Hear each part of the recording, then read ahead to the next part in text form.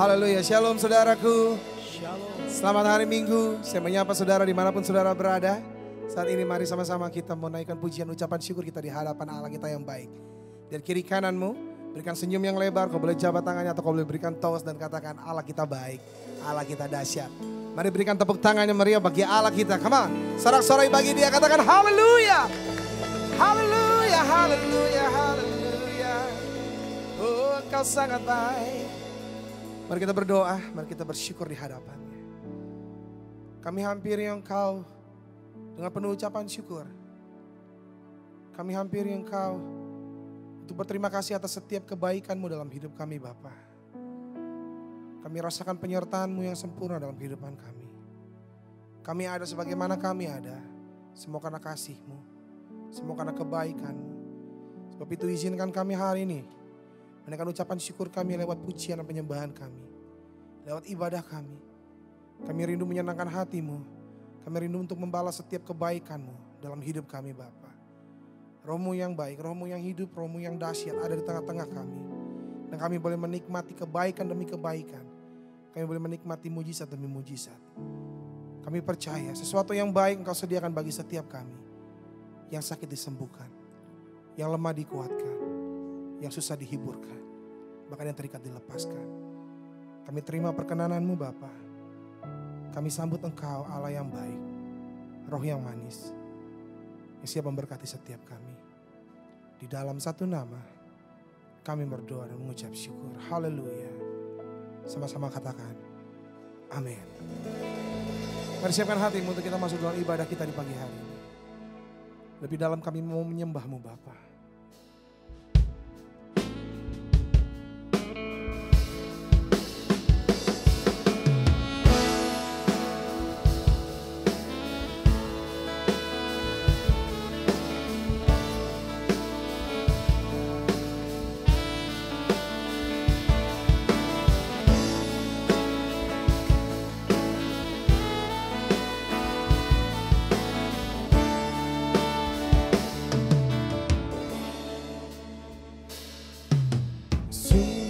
Besar setiamu, nyata di sepanjang hidupku. Darah-Mu telah layakkan kehidupanku. Dengan pujian ini mari katakan, tiada kata yang bisa lukiskan indahnya Kau Tuhan. Bagi-Mu segala pujian dan kemuliaan. Angkat tanganmu, angkat suaramu dan katakan, ku tinggikan Engkau Tuhan, melebihi segala.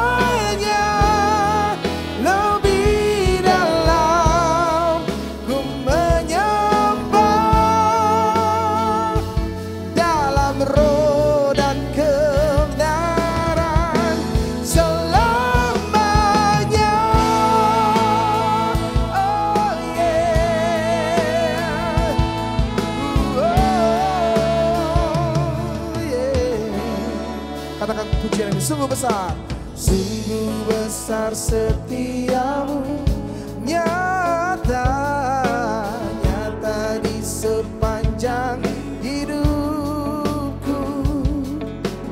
Darah-Mu telah layakkan, katakan kehidupanku, kehidupan saudara dan saya penuh kemenangan. Tiada kata yang bisa lukiskan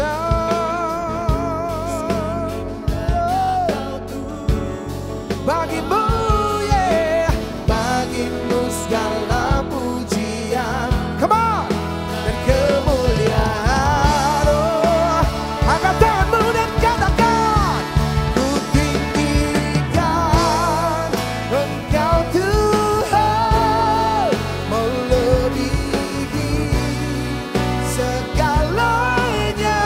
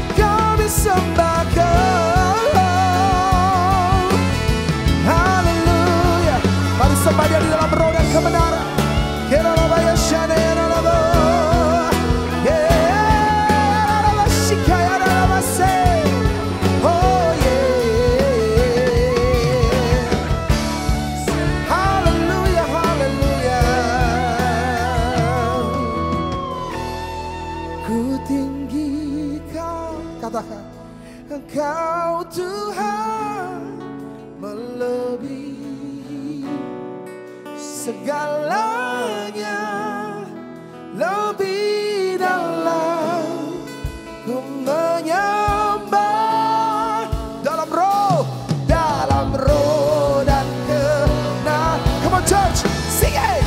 Ku tinggikan Engkau Tuhan melebihi segalanya, lebih dalam ku menyembah dalam roh dan mari sekali lagi angkat suara bukan katakan, ku tinggikan, katakan Engkau Tuhan, lebih dalam di dalam roh dan kebenaran selamanya.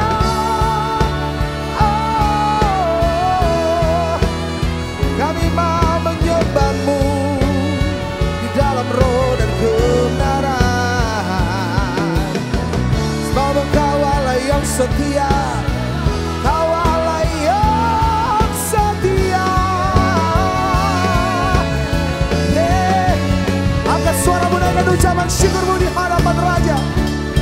Terima kasih Allahku, oh sungguh besar kasih setia-Mu.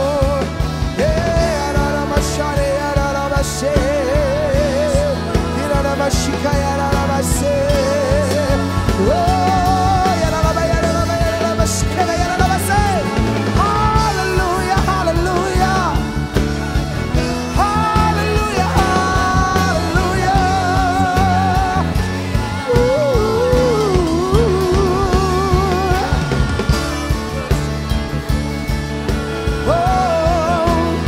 Allah yang kami sembah, Allah yang hidup, Allah yang kami sembah, Allah yang hidup. Oh yeah. Ada kekuatan yang baru di dalam saat kami menyembah-Mu Bapa.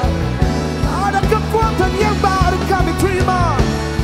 Oh in the name of Jesus, oh in the name of Jesus, oh in the name of Jesus, oh in the name of Jesus.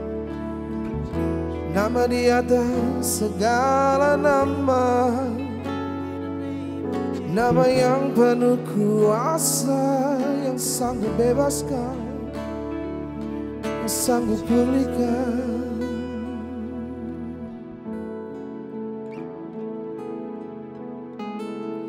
Ku tinggikan Engkau Tuhan melebihi segalanya,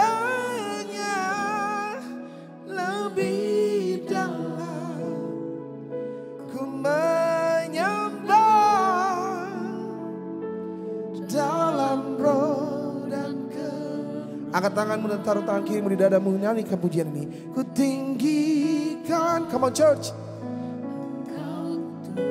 Dimanapun engkau berada, mari sembah Tuhan. Nikmati hadirat.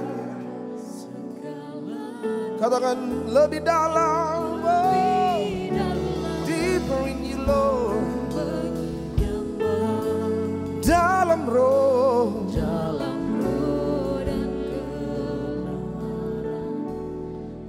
Ku tinggikan Engkau Tuhan melebihi segalanya, lebih dalam ku menyembah dalam roh dan kebenaran selamanya.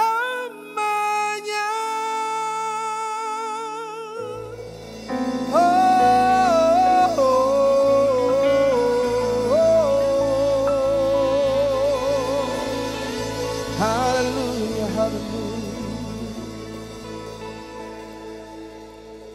Kami tinggikan Engkau lebih dari segalanya. Kami agungkan nama-Mu lebih dari segalanya sebab Engkau layak terima pujian kami. Di dalam satu nama, kami siap memuji dan menari, yaitu Yesus Kristus Allah kami, Juru Selamat kami. Haleluya. Sama-sama mari katakan, amin. Come on, berikan tepuk tangan sekali lagi bagi Allah kita. Sorak-sorai kemuliaan bagi Dia, come on. Haleluya, haleluya. Kita percaya ada kekuatan, ada kuasa di dalam namanya, amin. Let's go. Dia Allah yang berperang gantikan kita. Here we go. Hey. Oh, oh, oh, oh, oh,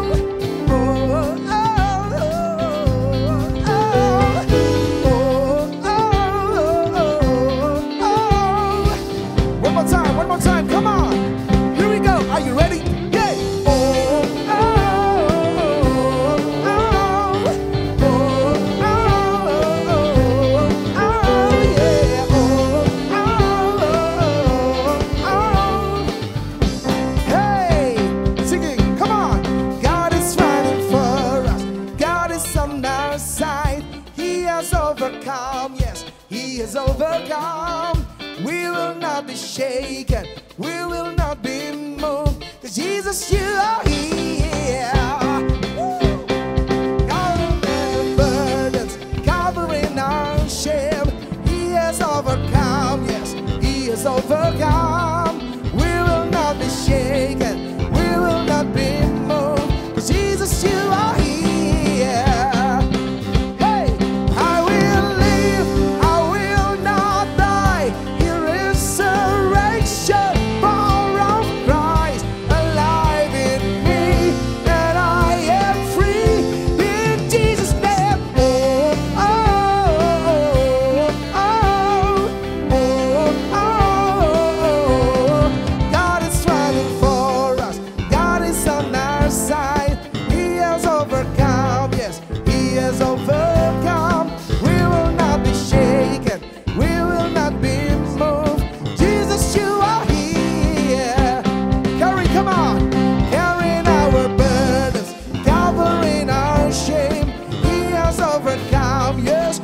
Overcome, we will not be shaken, we will not be moved.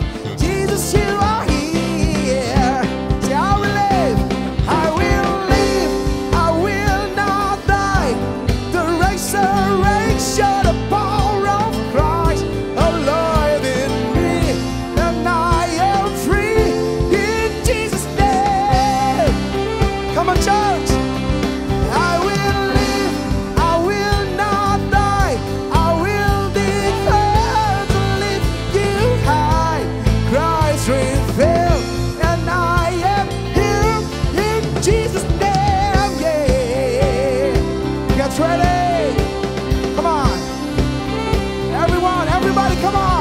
Clap your hand like this.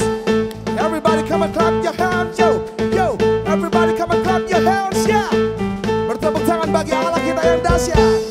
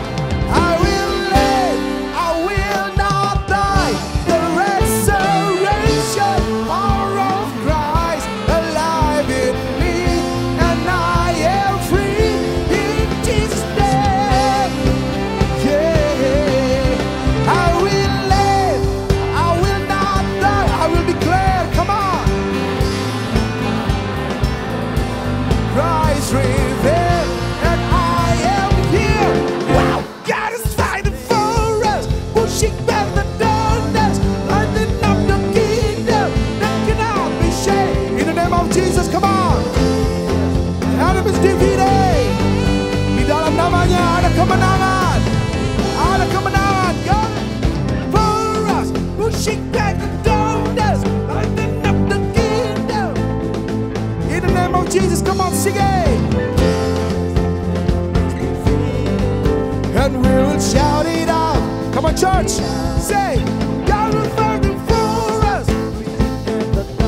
Pushing back the darkness, lighting up the kingdom. Oh, in the name of Jesus, Adam is defeated. And we will shout it out, shout it out. God is fighting for us, pushing back the darkness, lighting up the kingdom that cannot be shaken. In the name of Jesus, and we will shout it out, shout it out. Come on, God is fighting for us, pushing back the darkness, lighting up the kingdom. In the name, enemy is defeated, and we will shout it out one more time. God is fighting for us, pushing back the darkness, lighting up the kingdom that cannot be shaken. In the name of Jesus, enemy is defeated, and we will shout it out, shout it out.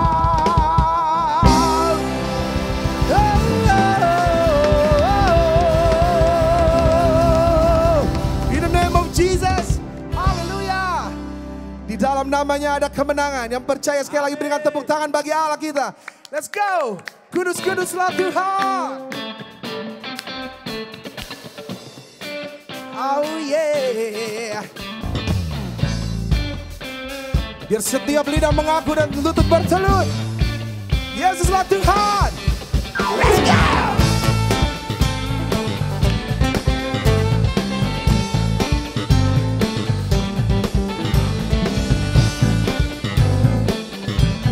Mari angkat suaramu, katakan di bumi dan di surga.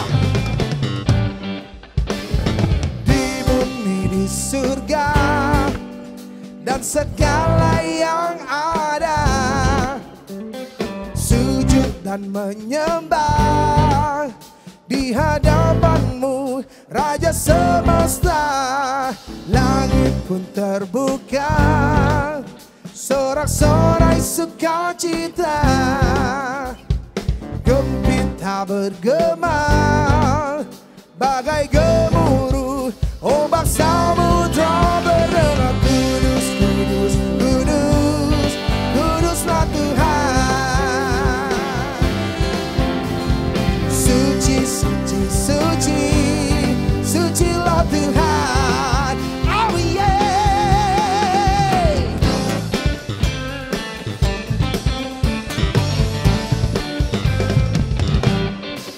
Come on. Di bumi, di surga, dan segala yang ada, dan menyembah. Katakan di hadapanmu, di hadapanmu, Raja semesta. Langit pun terbuka, sorak-sorai. Katakan gempita bergema, gempita bergema bagai gemuruh ombak samudra terdengar. Kudus, kudus, kudus, kuduslah Tuhan. Suci, suci, suci, sucilah Tuhan. Katakan kudus, kudus, kudus, kudus, kudus, kuduslah Tuhan. Suci, suci, suci, sucilah Tuhan.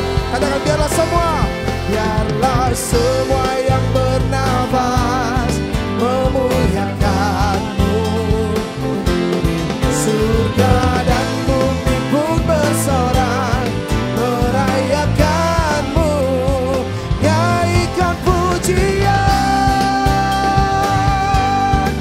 oh yeah, naikkan pujian.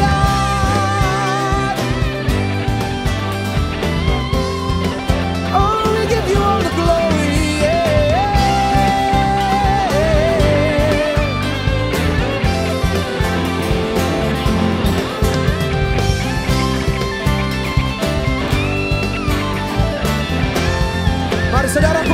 mampu katakan, hey, kudus, kudus, kudus, kuduslah Tuhan. Suci, suci, suci, sucilah Tuhan. Kudus, kudus, kudus, kudus, kudus, kuduslah Tuhan. Yeah, suci, suci, suci, sucilah Tuhan. Yeah, kudus, kudus, kudus, kuduslah Tuhan.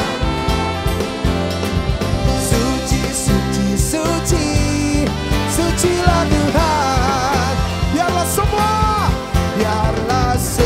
yang bernafas memuliakan-Mu. Oh, surga dan bumi pun bersorak merayakan-Mu. Naikkan pujian, oh naikkan pujian. Haleluya, berikan kemuliaan bagi Allah kita, come on. Haleluya, dia layak dipuji, dia layak disembah, amin saudaraku. Sama-sama katakan Allahku dahsyat, Allahku dahsyat. Terpujilah nama-Mu Bapa. Kami percaya bukan karena kami melihat, tapi kami percaya karena Engkau telah mengorbankan nyawa-Mu bagi kami Bapa. Kau gantikan segala dosa kami, Kau tebus kami, dan layakkan kami untuk memanggil Engkau Bapa. Thank you Jesus, thank you Lord. Siapkan hatimu, mari kita sembah Allah lebih dalam lagi.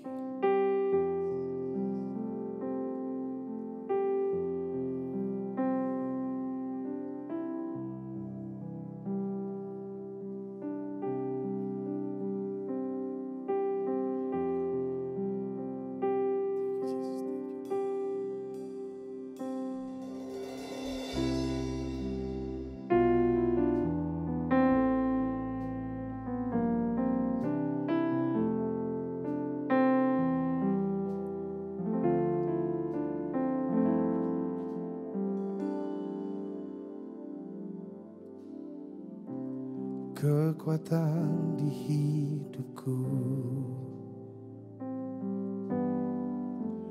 ku dapat di dalam-Mu. Kau teguhkan hatiku, tiada yang mustahil bagi-Mu. Sebab aku percaya bukan karena melihat, namun karena firman-Mu yang selalu digenapi di hidupku.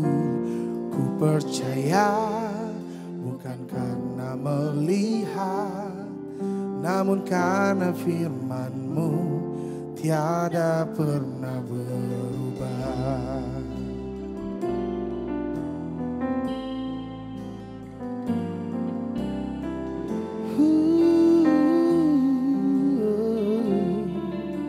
Pujian ini bersama, mari katakan. Kekuatan di hidupku, ku dapat di dalam-Mu. Kau teguhkan hatiku, tiada yang mustahil bagiku. Mari sekali lagi dengan pujian ini katakan, kekuatan di hidupku, kekuatan di hidupku, ku dapat di dalam-Mu. Oh, Kau teguhkan hatiku, tiada yang mustahil bagi-Mu. Mari katakan, sebab aku percaya bukan karena melihat, namun karena firman-Mu yang selalu digenapi di hidupku. Ku percaya bukan karena melihat,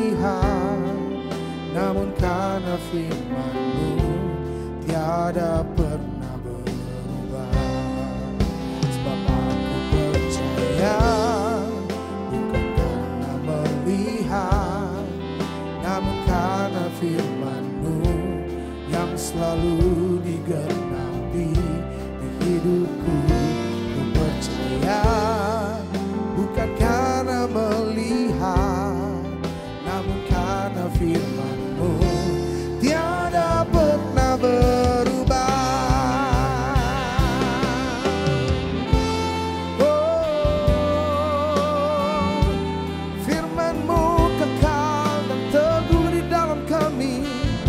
Sebab itu kami percaya mujizat bagian kami Bapa, kemenangan bagian kami. Mari somebody dan nyatakan, kami nantikan pertolongan-Mu, kami nantikan pertolongan-Mu. Sebab itu bagian kami, aku di dalam-Mu dan Kau di dalamku. Haleluya, haleluya. Mari katakan, sebab aku percaya bukan karena melihat, namun karena firman-Mu yang selalu digenapi di hidupku. Ku percaya bukan karena melihat, namun karena firman-Mu tiada pernah berubah. Sebab aku percaya bukan karena melihat, namun karena firman-Mu yang selalu digenapi di hidupku. Ku percaya bukan karena melihat, namun karena firman-Mu tiada pernah berubah. Sebab aku percaya bukan karena melihat, namun karena firman-Mu yang selalu digenapi di hidupku. Ku percaya bukan karena melihat, namun karena firman-Mu tiada pernah berubah. Saya mau ajak saudara dimanapun kau berada, mari saat ini 1-2 menit mari kita renungkan kebaikan Tuhan. Dalam setiap musim kita Dia ada, di dalam segala keadaan Dia setia. Mari kembali kita mengingat kebaikan Tuhan yang telah terjadi dalam kehidupan kita. Dan nyatakan Kau Allah yang jauh lebih besar dari setiap masalah kami. Dan nyatakan Kau Allah yang jauh lebih besar dari penyakit kami. Kau Allah yang jauh lebih besar dari setiap pandemik yang terjadi di negara kami. Kau Allah yang jauh lebih besar dari segalanya Bapa. Engkau sumber kekuatan kami, sumber sukacita kami, sumber damai kami. Mari saudara ambil waktumu sejenak, kembali mengingat kebaikan Tuhan, agar kau dapat kembali percaya bahwa mujizat menjadi bagian di dalam hidupmu. Agar kau dapat melihat bahwa saat kau mengangkat tangan, Dia sendiri yang akan turun tangan memberkati engkau. Thank you Jesus, thank you.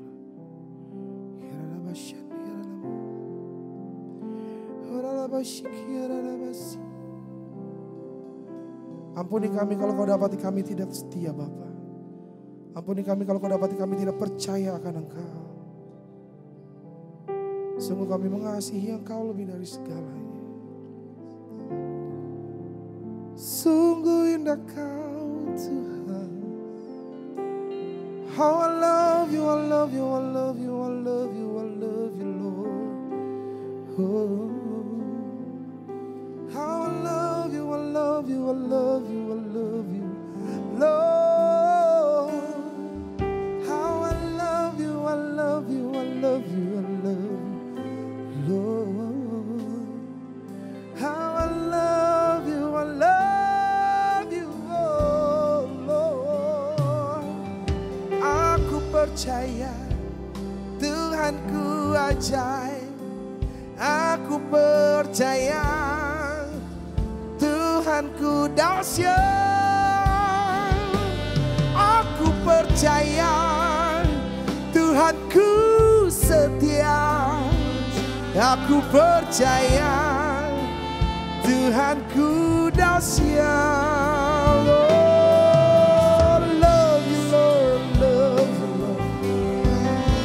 nikmati hadirat, nikmati perkenanannya, nikmati dia.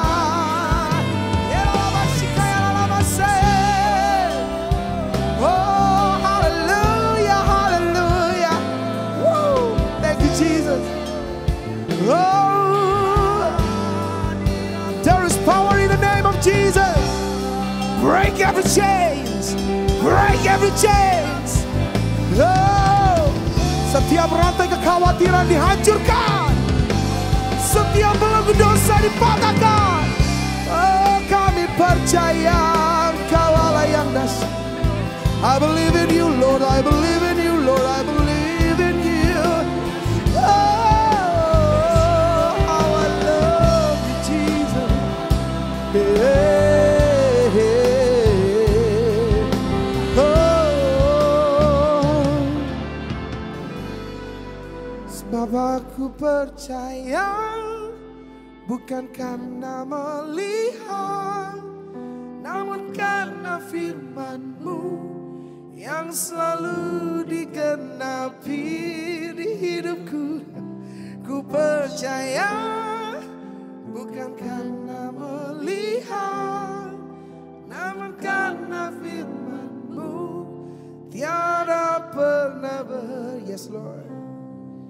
Namun karena firman-Mu tiada pernah berubah.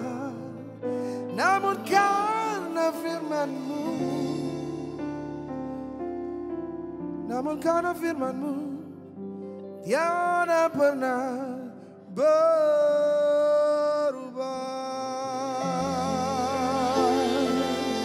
Dulu, sekarang, dan sampai selamanya tiada pernah berubah. There is no doubt on you, Lord.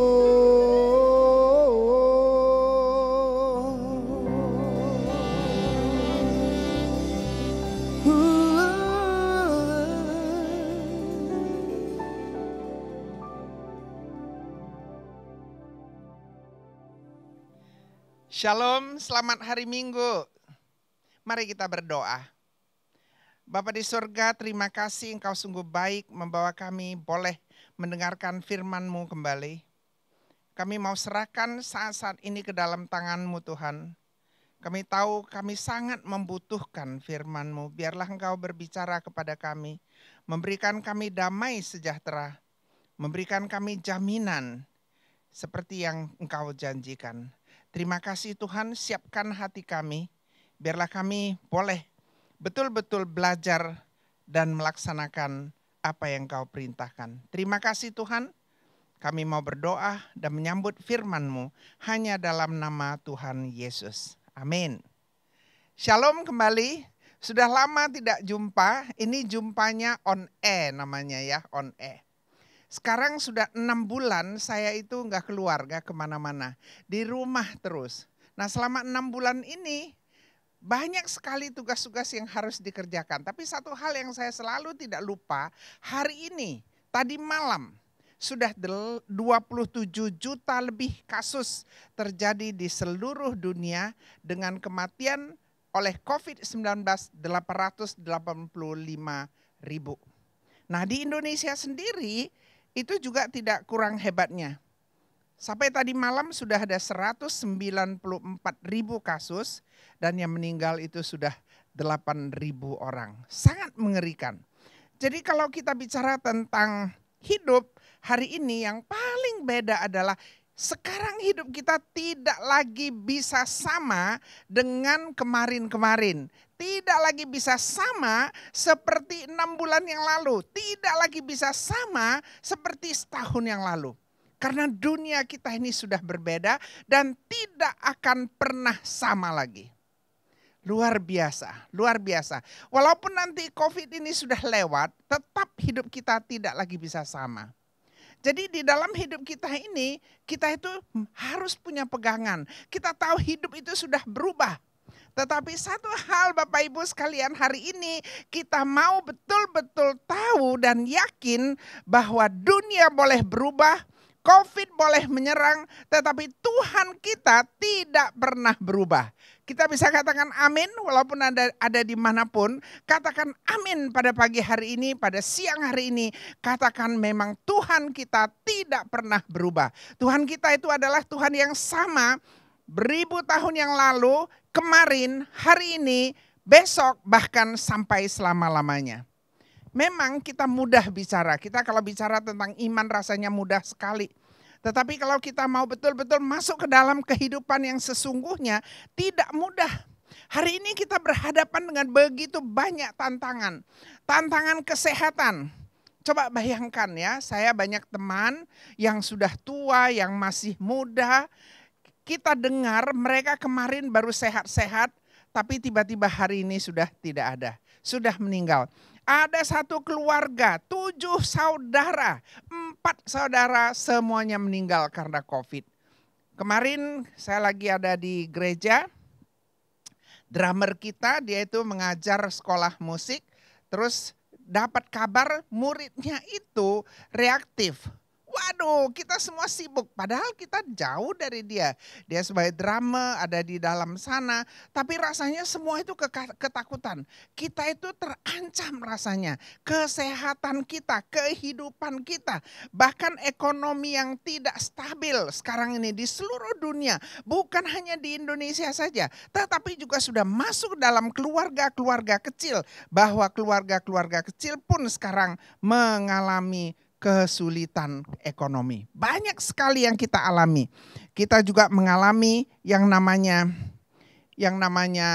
kesulitan pekerjaan, ya kan? Bukan saja kesehatan, tetapi juga pekerjaan, keuangan, juga sosial, perubahan sosial yang sangat luar biasa. Kemana-mana harus pakai masker, kemana-mana kita itu harus cuci tangan, yang dulu mungkin tidak perlu, ya kan? Jadi kita mau bawa minum sendiri, kita mau cuci tangan terus, kita mau pakai masker terus, dan sedangkan pakai masker rasanya napas juga susah. Dan sekarang itu di technology advancement, artinya advancement dari segala macam teknologi, ini juga membuat kita itu sangat sulit. Saya hari ini, semua Bapak Ibu di sini sudah kenal saya 78 tahun, tapi saya masih harus belajar bagaimana mempergunakan bukan saja komputer, bagaimana mempergunakan Zoom. Saya kemarin belajar lagi yang namanya OSB, yang namanya PIP, yang segala macam itu. Saya pikir, aduh, otak saya harus dipres lagi untuk pekerjaan-pekerjaan yang sebenarnya tidak perlu saya pelajari sebelumnya. Dan bukan itu saja. Yang paling susah saat ini adalah kita merasa tidak aman. Tidak aman dalam segala hal, tidak aman. Jadi rasa tidak aman itu sudah masuk ke dalam tulang sumsum kita. Negara-negara besar tidak merasa aman. Negara-negara kecil tidak merasa aman. Orang yang berusaha tidak merasa aman. Mereka takut sekali usaha mereka ditutup. Pabrik saya ditutup, ya kan? Dan banyak juga pabrik-pabrik lain yang mereka itu harus tutup. Nah, kita lihat begitu ada sedikit aja cipratan yang namanya COVID, semua harus ditutup, gedung harus ditutup, semua harus ditutup. Nah, keselamatan, keamanan itu sepertinya ada di ambang kehancuran. Kita lihat sekarang bahwa di dalam rumah pun mereka tidak merasa aman. Takut kalau ada mobil datang yang kita tidak kenal, kita takut. Ada orang ketuk pintu yang tidak kenal, kita takut. Penculikan anak terjadi di mana-mana. Keadaan keuangan bertambah susah. Yang kerja itu hanya dapat gaji separuh. Ada yang putus kerja. Dan cybercrime begitu luar biasa. Digital crime begitu luar biasa terjadi di seluruh muka bumi. Yang sering sekali semua ini membuat kita itu merasa, Tuhan, Engkau ada di mana? Kita itu sering bisa bertanya, Tuhan apakah memang betul? Sering sekali ada pertanyaan yang datang kepada saya. Mereka itu bertanya, kalau memang Tuhan itu baik, kalau memang Tuhan itu mengasihi, mengapa sih dibolehkan, diizinkan kejadian ini terjadi? Mengapa ini COVID menyerang sampai ke seluruh muka bumi, ke setiap orang, ke setiap keluarga? Why? Pertanyaannya why? Pertanyaannya why? Dan sampai hari ini kita belum bisa mendapat jawaban. Nah, kemudian sekarang kita sudah dengar ya, kita sudah mulai menemukan, katanya Indonesia sudah mulai melakukan pencobaan dan sudah mencoba tentang vaksin, sudah fase ketiga, bukan saja di Indonesia tapi di China, di mana-mana itu mereka sudah memproduksi, bahkan dikatakan kita sudah mulai boleh pakai itu vaksin di akhir tahun ini rasanya. Tetapi kita sebagai manusia kita tidak mau, kita maunya kalau ada masalah, selesai hari ini. Kalau kita melihat ada sakit penyakit, kita nggak bisa tunggu besok. Kita maunya selesai hari ini, kita maunya sembuh hari ini. Jadi kalau kita tidak ada keuangan pun, kita maunya hari ini bisa dijawab. Kalau kita berdoa kepada Tuhan, kita nggak mau tunggu waktu Tuhan, kita akan katakan kita mau dijawab hari ini. Nah, hari ini saya mau kita coba membuka kitab Yesaya, pasal yang ke-40. Yesaya pasal yang ke-40 dari ayat 25 sampai 31 saya akan bacakan ya, saya akan bacakan. Ayat ke-25 dari Yesaya pasal yang ke-40.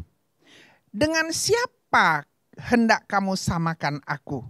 Seakan-akan aku seperti Dia, Firman yang Maha Kudus. Arahkanlah matamu ke langit dan lihatlah siapa yang menciptakan semua bintang itu dan menyuruh segenap tentara mereka keluar sambil memanggil nama mereka sekalian. Satu pun tiada yang tak hadir, oleh sebab Ia Maha Kuasa dan Maha Kuat. Ayat ke-27, mengapakah engkau berkata demikian, hai Yakub, dan berkata begini, hai Israel? Hidupku tersembunyi dari Tuhan dan hakku tidak diperhatikan Allahku. Tidakkah kau tahu dan tidakkah kau dengar? Tuhan ialah Allah kekal yang menciptakan bumi dari ujung ke ujung. Ia tidak menjadi lelah dan tidak menjadi lesu, tidak terduga pengertiannya. Ayat 29, Dia memberi kekuatan. Dengar baik-baik. Dia memberi kekuatan kepada yang lelah dan menambah semangat kepada yang tiada berdaya. Orang-orang muda menjadi lelah dan lesu dan teruna-teruna jatuh tersandung. Ayat terakhir, ini yang paling penting.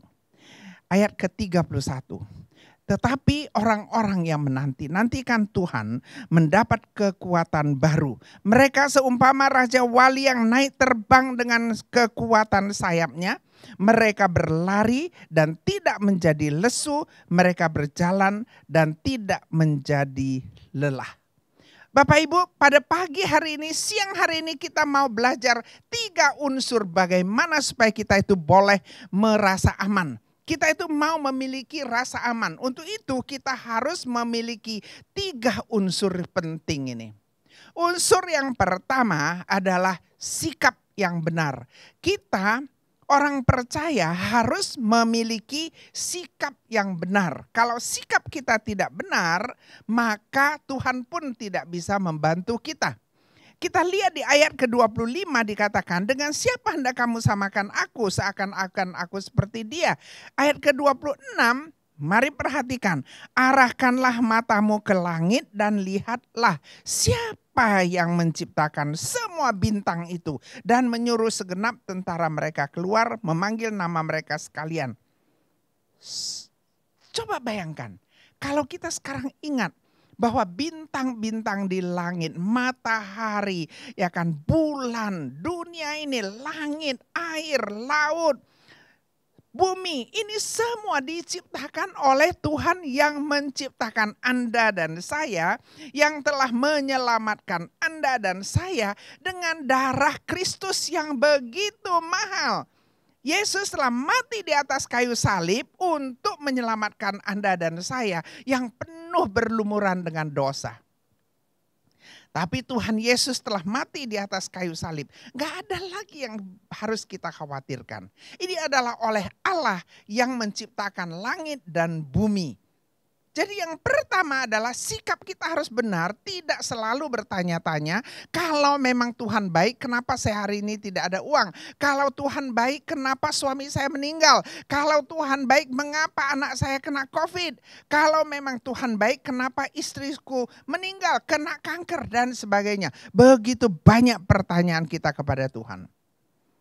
Betul, kadang-kadang kita itu tidak mengerti mengapa ini boleh terjadi di dalam kehidupan kita. Tapi saya mau Bapak Ibu mengerti bahwa apapun yang terjadi, kalau kita lihat di Roma 8:28, apapun yang terjadi di dalam kehidupan ini adalah yang terbaik untuk kita, untuk Anda dan untuk saya.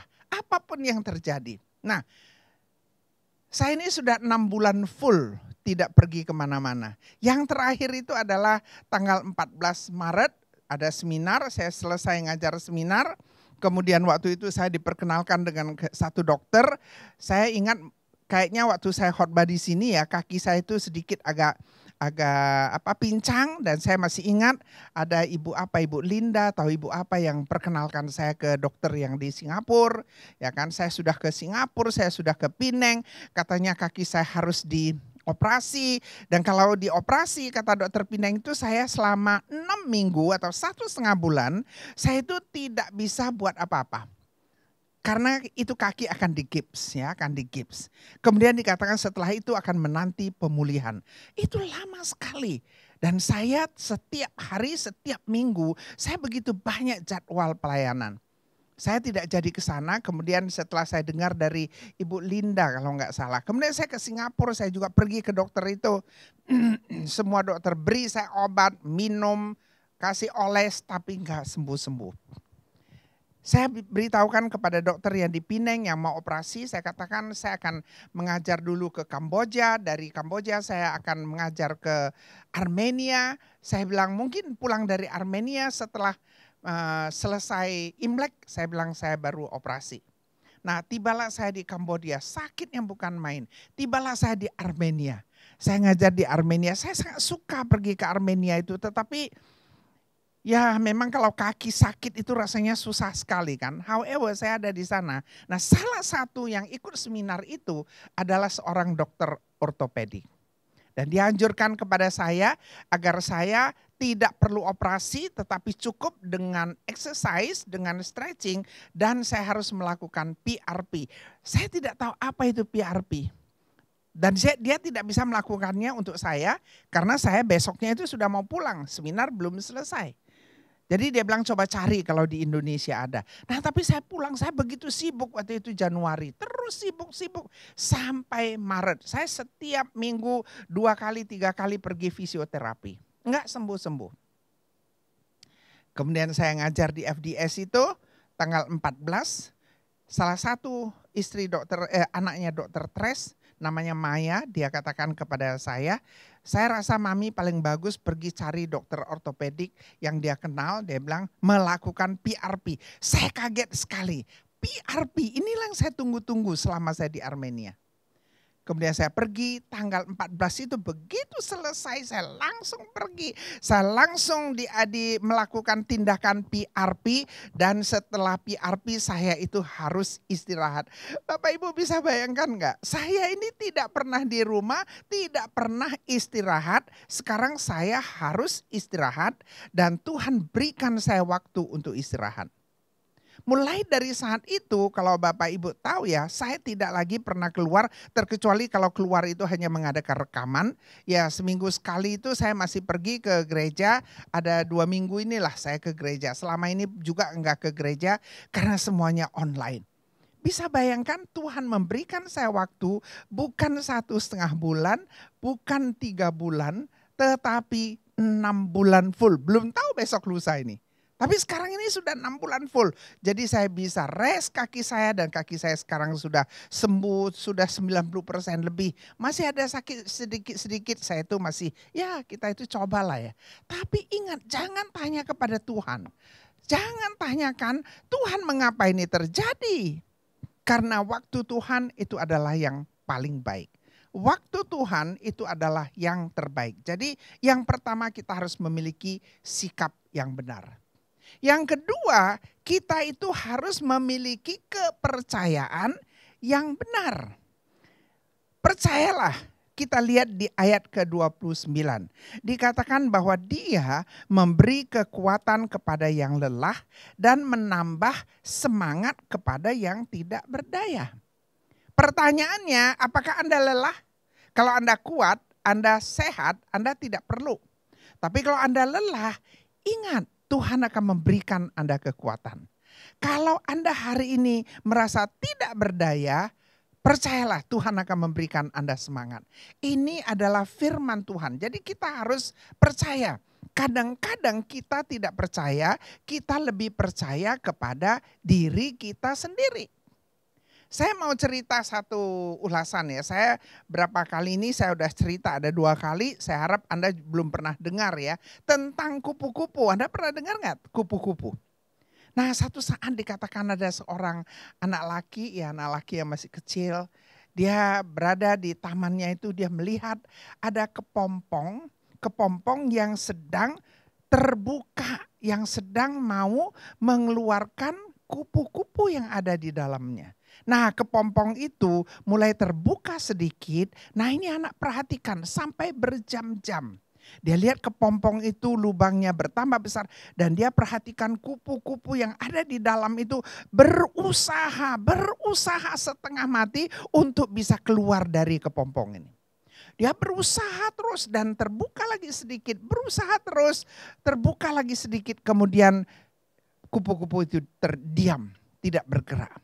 Dan itu terjadi beberapa kali. Kemudian ini anak melihat itu kupu-kupu, dia merasa sangat kasihan. Apa yang dia lakukan? Dia balik ke rumahnya, dia ambil satu gunting kecil, kemudian dia bantu itu kupu-kupu, dia gunting itu kepompong sampai kupu-kupu itu bisa keluar dengan cepat. Nah, sekarang itu kupu-kupu sudah ada di luar. Ini anak begitu senang melihat bahwa dia bisa membantu kupu-kupu ini.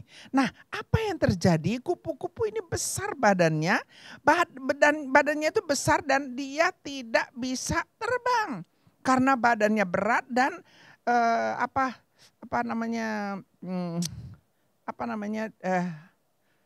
sayapnya itu tidak kuat.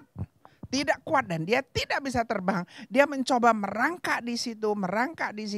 Dan yang namanya kupu-kupu itu tidak pernah lagi bisa terbang seumur hidupnya. Apa yang terjadi? Yang terjadi sebenarnya ini kupu-kupu tidak boleh digunting keluar sendiri. Harus sesuai dengan waktunya Tuhan. Apa yang Tuhan lakukan bagi kepompong dan kupu-kupu ini adalah pada waktu kupu-kupu ini berusaha, dia mengembangkan badannya, kemudian badannya itu mengeluarkan cairan, mengeluarkan lendir, dan lendir-lendir itu akan mulai mengisi sayap-sayap dari kupu-kupu itu pelan-pelan, mungkin beberapa jam, mungkin 1 hari, kita nggak tahu, itu adalah waktunya Tuhan. Dan pada satu saat nanti setelah semua lendir-lendirnya itu membesarkan yang namanya sayap dari kupu-kupu itu, maka kupu-kupu itu pun sudah menjadi kecil dan kupu-kupu itu pun lahir dengan yang namanya sayapnya sudah siap untuk terbang. Jadi ini anak dia tidak mengerti sebenarnya tujuan dia itu baik. Dia ingin menolong ini kupu-kupu supaya kupu-kupu ini boleh betul-betul berfungsi lebih cepat. Bisa keluar lebih cepat, tidak perlu begitu banyak mengalami kesusahan. Tetapi nggak bisa. Tuhan telah menetapkan beginilah caranya seekor kupu-kupu itu dilahirkan. Ditetaskan. Kita nggak bisa mengatakan mau sesuai dengan kehendak kita. Nah, disinilah kita belajar. Jadi kita harus percaya kepada rencana Tuhan. Karena rencana kita bukan rencana Tuhan. Karena waktu kita bukan waktunya Tuhan. Kita harus percaya inilah yang Tuhan siapkan.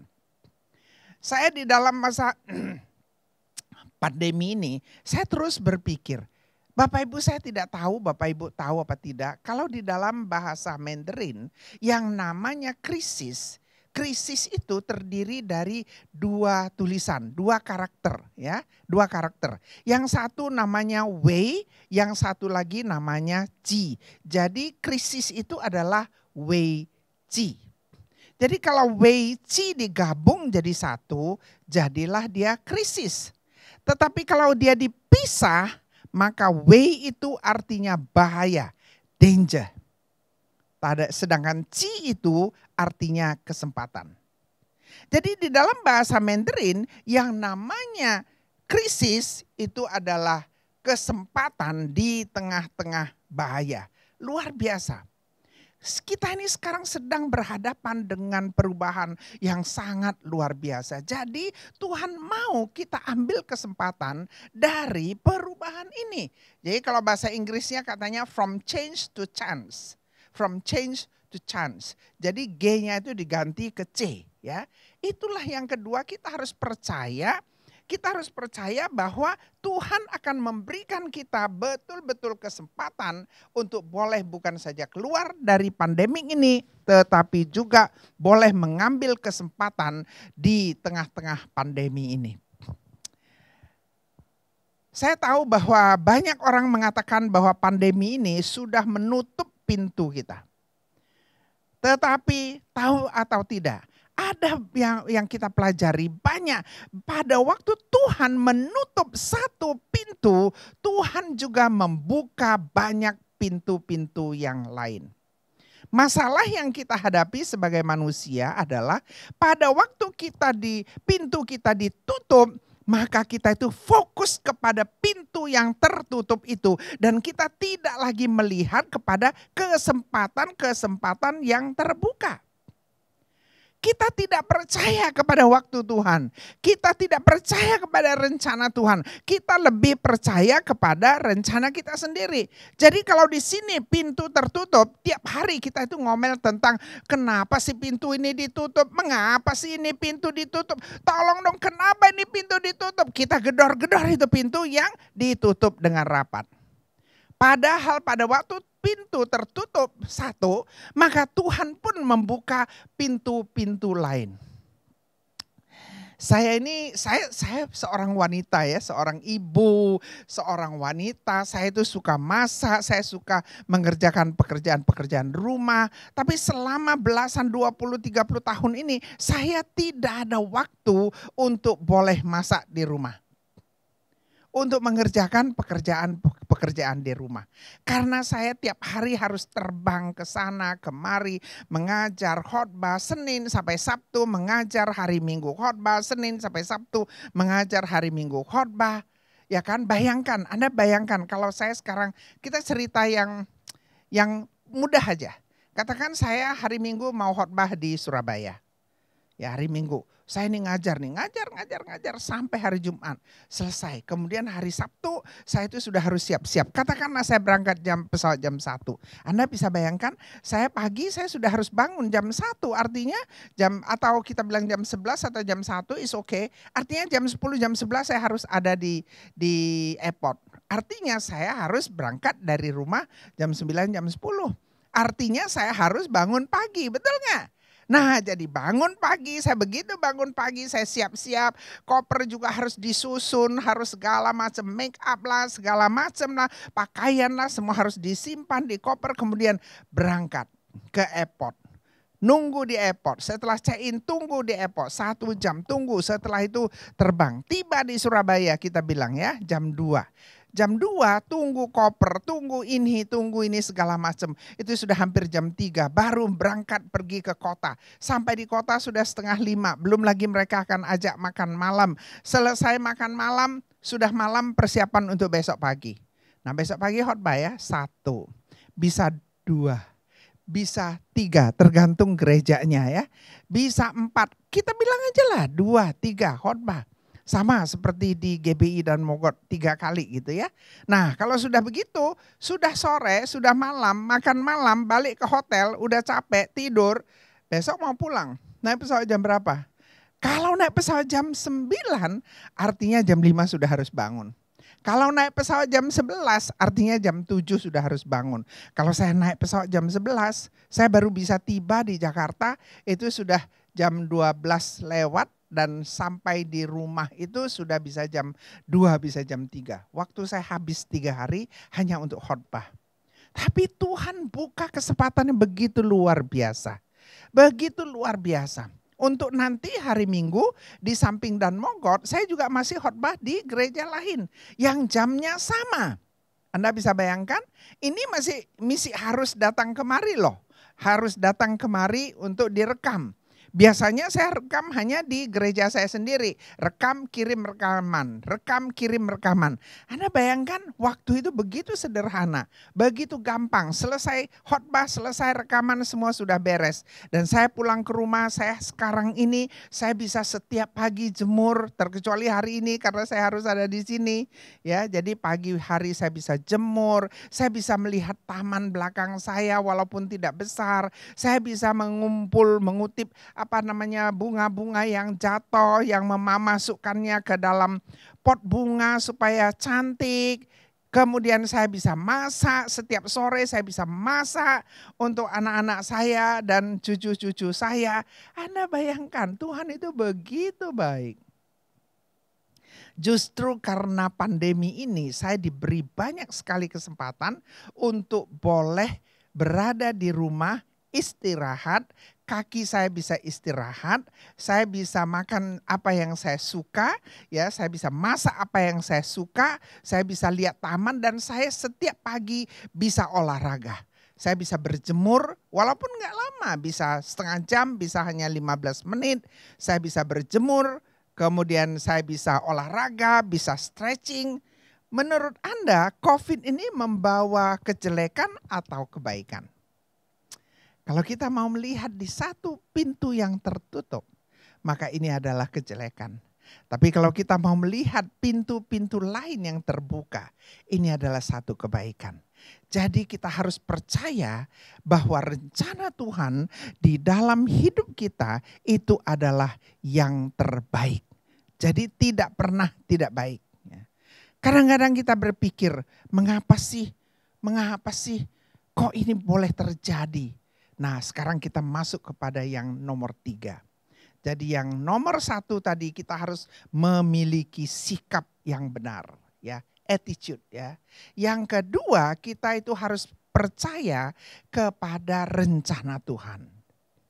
Dan yang ketiga, kita itu harus memiliki keyakinan. Kita memiliki keyakinan bahwa apa yang kita lakukan nanti pasti diberkati. Kita lihat sekarang di ayat ke-31 ya. Ayat ke-31 di situ dikatakan, tetapi orang-orang yang menanti-nantikan Tuhan mendapat kekuatan baru. Luar biasa. Kalau kita sabar, kita yakin apa yang Tuhan mau berikan kepada kita adalah yang terbaik, maka kita akan mendapat itu kekuatan. Kalau kita menanti-nantikan Tuhan, kita mendapatkan kekuatan.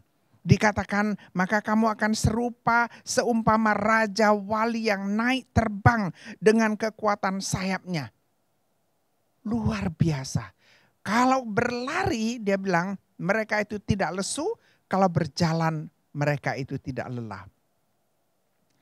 Raja wali ya, mari kita cerita tentang keyakinan kita. Saya mau sedikit cerita tentang raja wali. Ya, saya nggak tahu Anda pernah lihat burung raja wali? Ya, burung raja wali itu adalah binatang atau jenis burung di atas seluruh binatang yang memiliki kehidupan terpanjang. Seekor raja wali bisa hidup sampai 70 tahun. Luar biasa. Manusia 70 tahun itu biasa. Tetapi kalau raja wali itu bisa hidup 70 tahun, itu sangat mengesankan. Jadi seekor raja wali dia bisa hidup sampai 70 tahun. Berapa tahun? 70 tahun. Coba Anda usianya berapa sekarang? Apakah 70 tahun? Nah, coba Anda lihat. 70 tahun itu cukup lama, sangat lama. Tetapi ada yang harus dia lakukan. Seekor raja wali pada waktu dia tiba di usia yang ke-40, maka raja wali ini dia sudah tidak lagi sehebat pada waktu dia masih muda. Raja Wali ini adalah seekor burung yang begitu luar biasa. Matanya tajam, ya kan?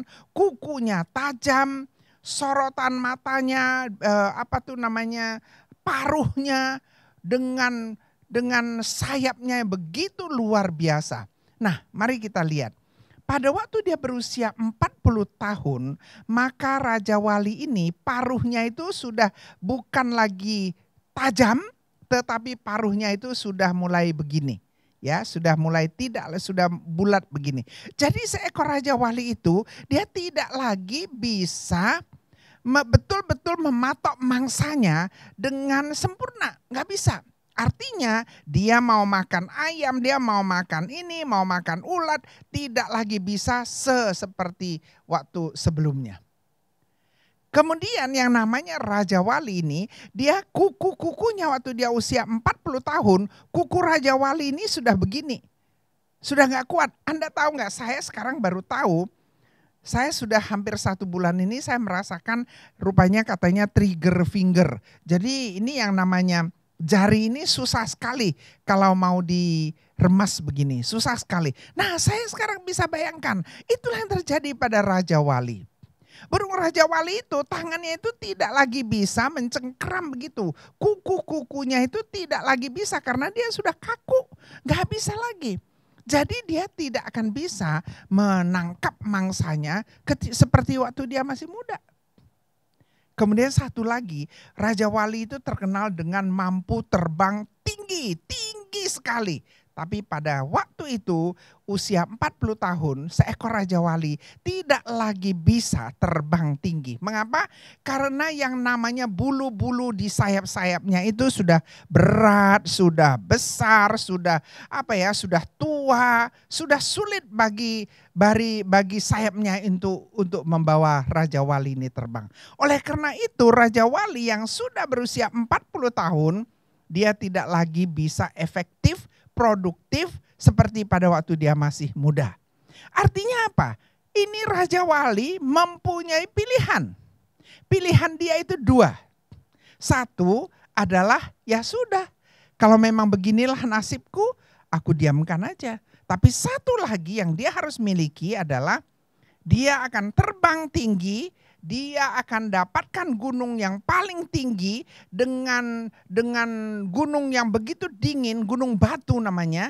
Nanti kalau dia sudah ada di atas gunung itu, apa yang dia akan lakukan adalah dia harus dengan paruhnya itu, dia harus ketuk-ketukkan di batu yang keras itu. Dia buat sangkarnya sendiri, kemudian dia akan ketuk-ketukkan paruhnya. Nah begitu paruhnya itu lepas, berdarah, lepas, kemudian dia akan kembali lagi ke sangkarnya, dia tunggu sampai paruhnya tumbuh. Begitu paruhnya tumbuh, dia harus keluar lagi, dia akan ketuk-ketuk setiap kuku di jari-jarinya, sampai semuanya terlepas. Menurut Anda sakit enggak? Sakit sekali, tapi dia harus lakukan itu. Setelah semua itu terlepas, dia harus tunggu sampai kuku-kukunya itu muncul. Kemudian dia akan balikkan kepalanya ke belakang, dia akan mulai mencabut bulu-bulu yang sudah kasar, yang sudah tidak bisa lagi dipakai itu. Sampai semua bulu-bulunya habis dan dia akan tunggu sampai bulu-bulunya itu tumbuh kembali. Nah, menunggu bulunya tumbuh, menunggu kukunya tumbuh, menunggu paruhnya tumbuh, itu membutuhkan 3 bulan, 150 hari. Dalam waktu 3 bulan itu, 150 hari itu. Jadi berapa bulan ya? 150 hari, 5 bulan. 5 bulan itu dia tidak bisa kemana-mana, dia harus sabar menanti. Setelah 5 bulan, maka yang namanya burung Raja Wali itu sudah siap, dia akan berdiri di atas gunung batu yang tinggi itu. Dia akan melihat ke bawah, dia akan melihat mangsa-mangsanya dan dia akan terbang turun dengan matanya yang tajam, dengan paruhnya yang tajam, dengan kukunya yang tajam, dengan sayapnya yang kuat. Dan dia akan turun hidup lagi 30 tahun menjadi Raja Wali yang kuat, yang produktif, dan itulah yang dia dapatkan. Jadi Dia betul-betul yakin tahu apa yang dia harus tunggu. Jadi ini 3 hal yang kita harus pelajari. Yang pertama, sikap kita harus benar. Kita itu harus percaya kepada rencana Tuhan. Dan kita itu harus yakin bahwa kita pasti menjadi pemenang. Waktu kita bukan waktunya Tuhan. Rencana kita juga bukan rencananya Tuhan. Tuhan tidak pernah terlambat. Dan janji Tuhan itu selalu terbukti. Oleh sebab itu hari ini kita ingat, pada waktu Tuhan menutup satu pintu, Tuhan akan membuka pintu-pintu yang lain. Kadang-kadang kita pikir hidup ini penuh dengan asam, garam, getir, pahit, semua tidak enak. Bapak Ibu, saya ingin katakan, pada waktu hidup ini memberikan kita sebutir lemon. Anda pernah minum lemon? Lemon itu asamnya bukan main. Jangan khawatir, buatlah lemonade. Jadi jangan minum lemonnya, tapi minumlah lemonade. Lemonade itu enak sekali, ada gulanya ya. Nah, ingat Bapak Ibu, Tuhan yang merajut hidup kita. Tuhan yang merajut hidup Anda, Tuhan yang merajut hidup saya. Dan Tuhan tidak pernah merasa ragu untuk menjadikan kita raja wali dengan kehidupan yang baru. Jadi kita harus bisa percaya kepada Tuhan, kita harus berharap kepada Tuhan. Karena mereka, siapa yang percaya kepada Tuhan, siapa yang menunggu Tuhan, yang memiliki harapan di dalam Tuhan, maka percayalah, dia betul-betul akan menemukan kekuatan baru. Dia akan mampu terbang lebih tinggi, dia akan mampu lari lebih cepat, dan dia akan mampu bertumbuh lebih kuat. Jadilah seekor raja wali seperti yang dikatakan di Yesaya 40:31. Mari kita berdoa. Bapa yang baik yang bertahta di dalam kerajaan surga, Engkau sungguh dahsyat. Hari ini kami belajar Tuhan, bahwa kami harus memiliki sikap yang benar, sikap yang positif, sikap yang mengerti bahwa rencanamu bukan rencana kami. Bahwa waktumu bukan waktu kami. Kami harus belajar, yakin, mau menanti sungguh-sungguh agar kami boleh menjadi seperti Raja Wali yang terbang tinggi. Ajarkan kami Tuhan untuk mempersiapkan hidup kami. Kami boleh terbang lebih tinggi, kami boleh berlari lebih cepat, dan kami boleh bertumbuh lebih kuat di dalam rencana Tuhan yang hebat. Terima kasih Tuhan, kami mau serahkan hari-hari ke depan ke dalam tangan Tuhan. Apapun yang kami alami, kami harus percaya, kami harus yakin dengan sikap yang benar, maka Tuhan akan menyertai kami dan kami akan keluar dari segala macam kesulitan menjadi pemenang. Terima kasih Tuhan, kami mau serahkan hidup kami ke dalam tangan Tuhan. Untuk hari-hari selanjutnya biarlah Tuhan menyertai kami, beri kami kesehatan dan kekuatan, berkatilah setiap kami. Terima kasih dan kami berdoa dalam nama Tuhan Yesus dengan ucapan syukur. Amin. Welcome home. Puji nama Tuhan saudaraku. Kita sudah diberkati melalui pujian penyembahan dan juga melalui firman yang kita sudah terima. Dan ini waktunya kita diberi kesempatan untuk memberikan persembahan kita. Ada 3 jenis persembahan yang nanti akan ditampilkan, ditayangkan, dan saudara bisa memberi sesuai dengan apa yang ditaruhkan Tuhan di hati saudara. Ada persembahan umum, persembahan persepuluhan. Juga ada nomor rekening untuk persembahan pembangunan, yaitu untuk kegiatan kita mau membangun House of Adulam. Dan juga ada persembahan untuk diakonia. Persembahan diakonia dananya kita akan gunakan untuk membantu orang-orang yang berkekurangan. Juga untuk membiayai program rumah umas, orang tua asuh, juga untuk program bantuan biaya pengobatan dan lain sebagainya. Jadi sesuai dengan apa yang ada dalam kerinduan saudara, silakan saudara bisa salurkan persembahan saudara. Mari kita berdoa. Bapak, terima kasih untuk kesempatan kami boleh memberi dari apa yang ada pada hidup kami yang Tuhan sudah berkati ini. Kami mau memberi bagian yang terbaik dan biarlah apa yang kami berikan ini sungguh boleh menyukakan hati Tuhan dan dipakai hanya untuk mempermuliakan nama Tuhan. Engkau menuntun orang-orang yang mengelola dana-dana ini supaya menggunakannya sungguh-sungguh untuk mempermuliakan nama Tuhan. Kau memberkati setiap kami yang memberikan dengan penuh ketulusan hati dan perbesar kapasitas kami untuk menjadi berkat buat semakin banyak orang. Terima kasih Bapa, dalam nama Yesus kami berdoa. Amin. Mari berikan persembahan penuh ucapan syukurmu. Haleluya.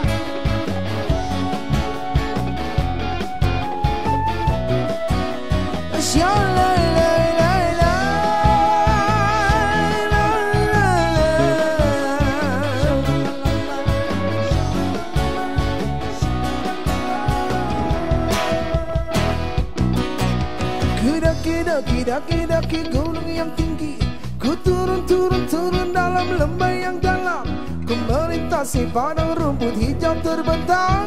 Yesus besertaku, ku terbang luar angkasa, ku dayung laut di sungai, ku selam samudra. Yesus besertaku, di kanan kau ada, di kiri kau ada, di atas dan di bawah kau ada, di suka kau ada, di duka pun kau ada, karena kau Yesus. Ku katakan di kanan kau ada, di kiri kau ada, di atas dan di bawah kau ada, di suka kau ada, di duka pun kau ada, karena kau Yesus. Katakan karena engkau Yesusku, karena engkau Yesusku.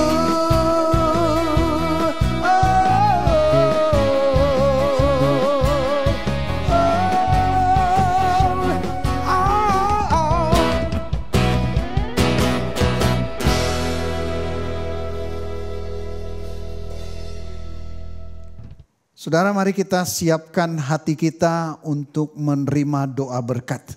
Mari angkat kedua tangan kita dan buka hati kita dan arahkan fokus kita kepada Yesus Kristus. Prajurit-prajurit Tuhan yang gagah perkasa, saat ini terimalah berkat, kasih karunia, damai sejahtera serta sukacita yang berlimpah-limpah yang dicurahkan Bapa dari surga melalui Tuhan kita Yesus Kristus di dalam persekutuan dengan Roh Kudus, dicurahkan mulai saat ini sampai selama-lamanya. Setiap kita yang diberkati sama-sama katakan amin. Katakan di kanan kau ada, di kiri kau ada, di atas dan di bawah kau ada, di suka kau ada, di duka pun kau ada, karena kau Yesus. Katakan karena engkau Yesusku, karena engkau Yesusku.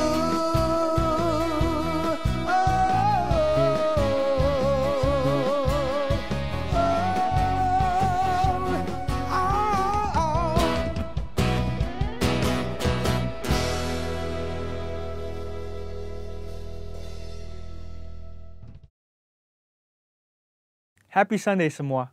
Tema yang akan dibahas hari ini adalah 3 berkat kekudusan bagi generasi Yeremia. Ini adalah hari-hari yang sangat menentukan bagi umat Tuhan di akhir zaman, di mana semua orang sedang ada dalam kondisi yang tidak menentu karena pandemi yang melanda seluruh dunia. Dengan adanya situasi seperti ini, kita sebagai umat Tuhan dihadapi dengan 2 pilihan. Kita bisa menyerah kepada keadaan di sekeliling kita, atau kita bisa bangkit dan melakukan kehendak Tuhan pada zaman ini. Salah satu kehendak Tuhan pada zaman now adalah Dia akan membangkitkan sebuah generasi yang disebut sebagai generasi Yeremia. Ini adalah sebuah generasi anak-anak muda yang dipersiapkan untuk penuaian yang terbesar di akhir zaman ini. Ciri-ciri generasi Yeremia seperti yang disampaikan oleh gembala sidang kita adalah anak-anak muda yang dipenuhi dengan Roh Kudus, cinta mati-matian kepada Tuhan Yesus, tidak kompromi terhadap dosa, dan akan bergerak untuk memenangkan jiwa. Tuhan mempunyai rencana yang hebat untuk generasi ini. Namun iblis mengetahui hal tersebut. Oleh sebab itu, dia berusaha dengan segala macam cara untuk menghancurkan generasi ini dengan dosa dan segala daya tariknya. Ibrani 12 ayat 14 berkata, "Berusahalah hidup damai dengan semua orang dan kejarlah kekudusan, sebab tanpa kekudusan tidak seorang pun akan melihat Tuhan." Ayat di atas adalah bukti di antara begitu banyak firman Tuhan yang menunjukkan bahwa kekudusan adalah perintah dan syarat yang dari Tuhan kalau kita mau melihat kuasa dan kemuliaannya dinyatakan. Sebaliknya, dosa adalah penyebab utama gagalnya atau tertundanya rencana dan kehendak Tuhan di dalam kehidupan orang percaya. Sayangnya, banyak anak Tuhan tidak menyadari hal ini. Iblis akan selalu berusaha untuk menutupi kebenaran ini dengan berbagai tipu muslihatnya. Jadi apa sebenarnya yang iblis sedang berusaha untuk melakukan? Pertama-tama, iblis mau menghancurkan masa depan generasi Yeremia.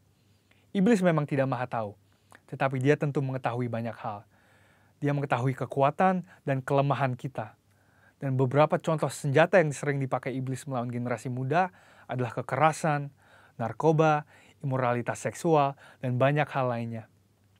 Lalu apakah yang terjadi ketika kehidupan generasi muda dikuasai oleh dosa? Yang pertama adalah hatinya menjadi keras.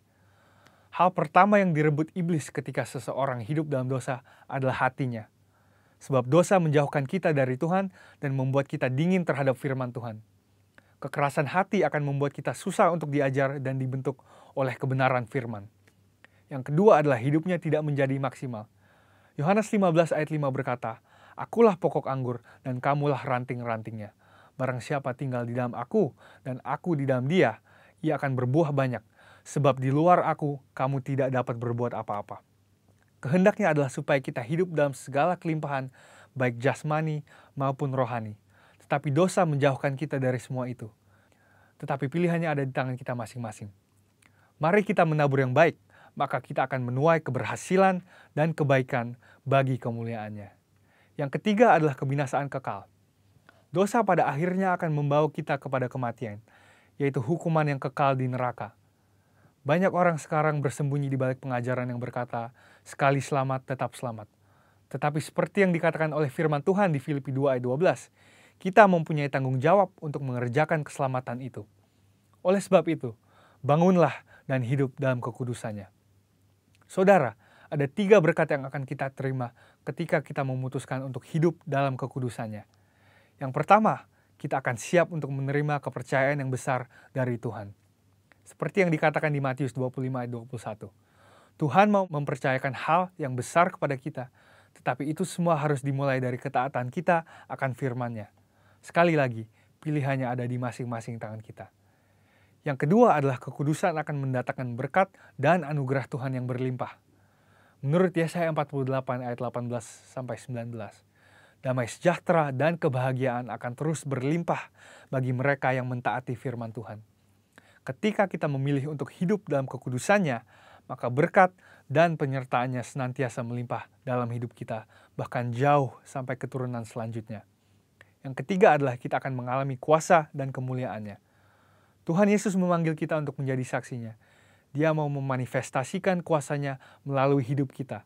Dan itulah sebabnya dia memanggil dan mengutus satu generasi di akhir zaman, yaitu generasi Yeremia. Generasi anak-anak muda untuk menggenapi rencananya bagi dunia ini. Yaitu penuaian yang terbesar dan terakhir sebelum kedatangan Tuhan Yesus yang kedua kalinya. Oleh sebab itu, ambillah keputusan untuk hidup di dalam kekudusan Tuhan, supaya rencananya yang indah digenapi di kehidupan kita semua. Selamat hari Minggu dan Tuhan Yesus memberkati.